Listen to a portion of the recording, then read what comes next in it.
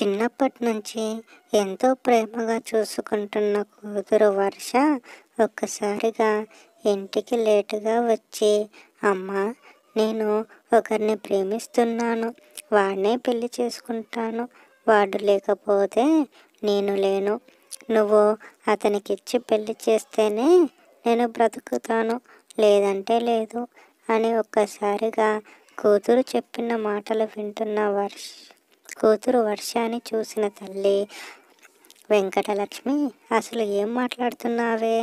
నువ్వేనా? నిజంగా చెప్పు, నువ్వు ప్రేమిస్తున్నావా? ప్రేమించావా అని అమాయకంగా అడుగుతుంది వెంకటలక్ష్మి. అవునమ్మా, నిజంగా. ఫ్రెండ్స్, మీరు మా వీడియోస్ని చూస్తున్నారు కానీ లైక్ చేయడమే లేదు ఫ్రెండ్స్. ప్లీజ్ లైక్ చేయండి. ప్రేమించాను. నువ్వు పెళ్ళి చేస్తానంటేనే నేను బ్రతికి ఉంటాను, లేదంటే వెంటనే పోతానమ్మా అని చెప్పడంతో, ఏంటే, ఏం మాట్లాడుతున్నావే? అసలు నువ్వేనా ఇలా ఇన్ని రోజులు చెప్పలేదు? ఏ రోజే ఎందుకు చెప్పావే? నాకు కళ్ళు చేతులు ఆడడమే లేదు. నిజంగా ప్రేమించావా ఏంటి? నిజం చెప్పవే అని అడుగుతుంది వెంకటలక్ష్మి. అదే సమయంలో వర్ష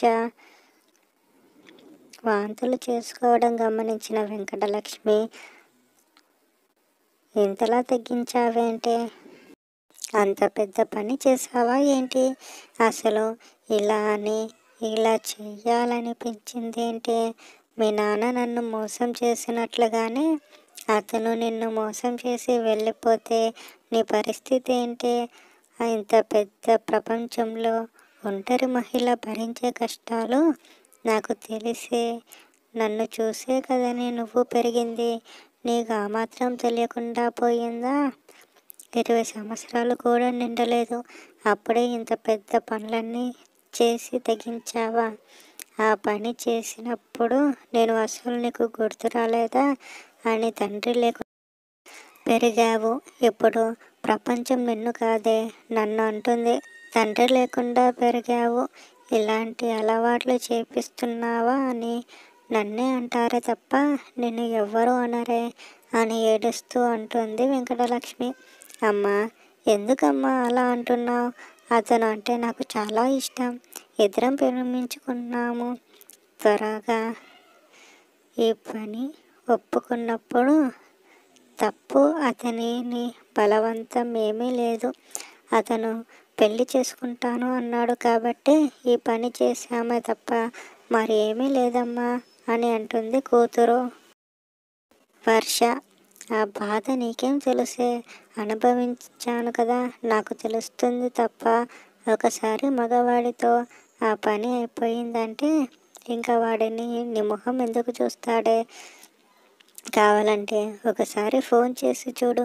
ఇప్పుడు నీ ఫోను లిఫ్ట్ చేశాడంటే వాడిని నమ్ముతాను, లిఫ్ట్ చేయలేదంటే అస్సలు నమ్మను అని వెంకటలక్ష్మి చెప్పడంతో, ఇందాకే మాట్లాడానమ్మా, కావాలంటే చూడు, ఇప్పుడు ఫోన్ చేస్తాను, నీ ముందే నమ్ముతావని చెప్పి వర్ష బాయ్ ఫ్రెండ్కి ఫోన్ చేస్తుంది.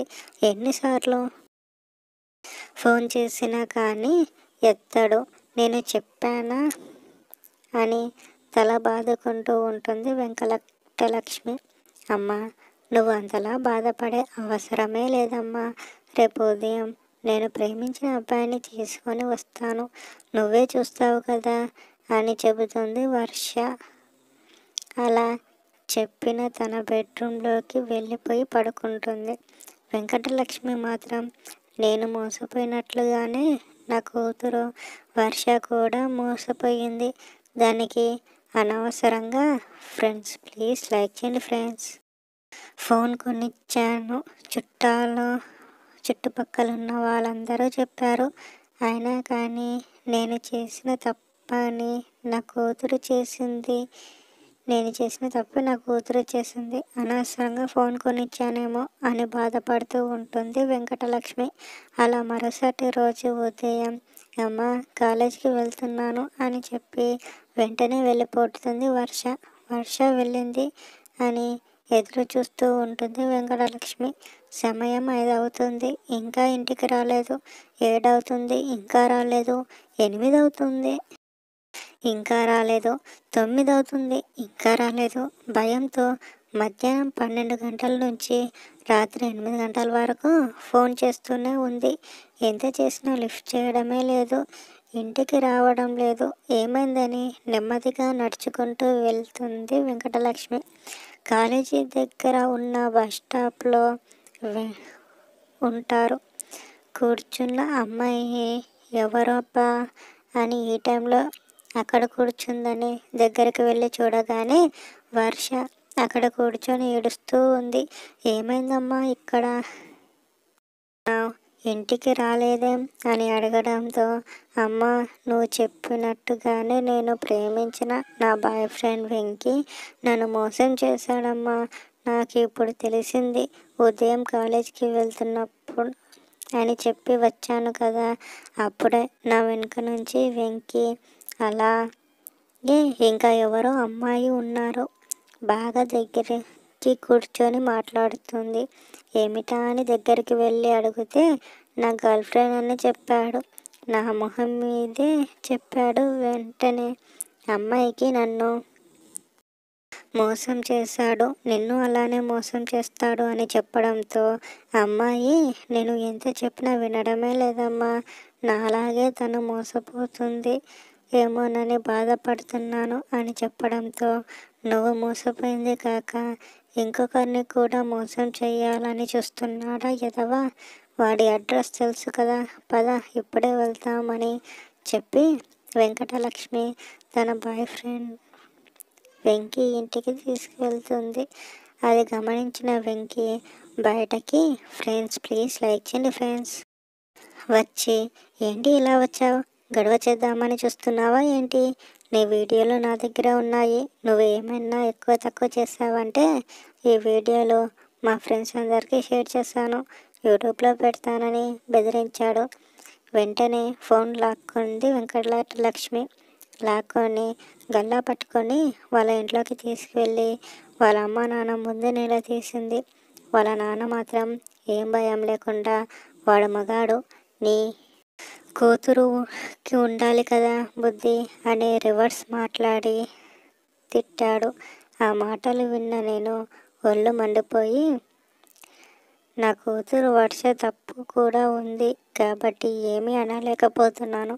పక్కనే ఉన్న వెంకీ అమ్మగారు అనుకుంటా సొంత భర్తని కూడా చూడకుండా చెంప మీద కొట్టి వెంకీని కొడుతూనే ఉంది. దానిని వెంకటలక్ష్మి ఆపి, కొట్టడం పరిష్కారం కాదు, మా కూతురు కడుపులో పాప బాబు ఉన్నారు, వాడికి తండ్రి కావాలి, వెంటనే పెళ్లి చేస్తే మంచిది, లేదంటే పోలీస్ స్టేషన్లో కంప్లైంట్ ఇస్తాను అని చెప్పడంతో వెంకీ అమ్మగారు నేను కాడదాన్నే వదిన, మీరు స్టేషన్లో కంప్లైంట్ ఇస్తారని పెళ్లి చేయడం లేదు, మా కోడలు కడుపులో మా వంశస్థుడు ఉన్నాడు కాబట్టి పెళ్లి చేస్తున్నాను, అమ్మాయి నచ్చింది, మీరు ఏమీ బాధపడకండి అని చెప్పి వాళ్ళకి ఘనంగా పెళ్లి చేస్తారు. అలా పెళ్ళి అవగానే వెంకీ నెమ్మదిగా మారాడు. అలా వాళ్ళ సంతోషంగా జీవితాన్ని ముందుకు సాగించారు. చూసినందుకు థ్యాంక్స్ ఫ్రెండ్స్. ప్లీజ్ ఒక లైక్ ఏంటి ఫ్రెండ్స్. Thank you all.